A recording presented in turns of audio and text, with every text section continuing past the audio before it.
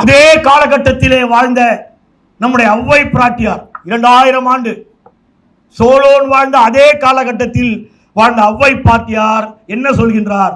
நீரளவே ஆகுமாம் நீராம்பல், தான் கற்ற நூலளவே ஆகுமாம் நுண்ணறிவு என்று சொல்கின்றார். நுண்ணறிவு என்கிற வார்த்தை இன்று பயன்படுத்துவது எளிமையானது. இன்னைக்கு நீங்க செயற்கை நுண்ணறிவு, இயற்கை நுண்ணறிவு என்றெல்லாம் சொல்கிறீர்கள். தமிழன் இன்டெலிஜென்ஸ் என்கின்ற இந்த நுண்ணறிவு சொல்லை 2000 ஆண்டுகளுக்கு முன் பயன்படுத்தி இருக்கிறான் என்பதற்கு இது ஒரு சான்று. அவர் சொல்லுகின்றார், நீங்கள் எவ்வளவு புத்தகம் வாசிக்கிறீர்களோ அவ்வளவுதான் உங்களுடைய நுண்ணறிவு என்று சொல்கிறார். இன்றைய என்னுடைய இந்த நிகழ்ச்சிக்கான தொடக்க உரையை நான் நயனேஸ்வரி காட்கே என்கிற ஒரு அம்மையாருக்கு சமர்ப்பிக்க விரும்புகின்றேன்.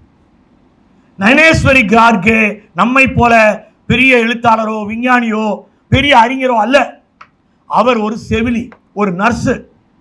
2020ஆம் ஆண்டு இந்த ஜூலை 31 பற்றி வரிசையாக சொல்லிக் கொண்டிருந்தார்.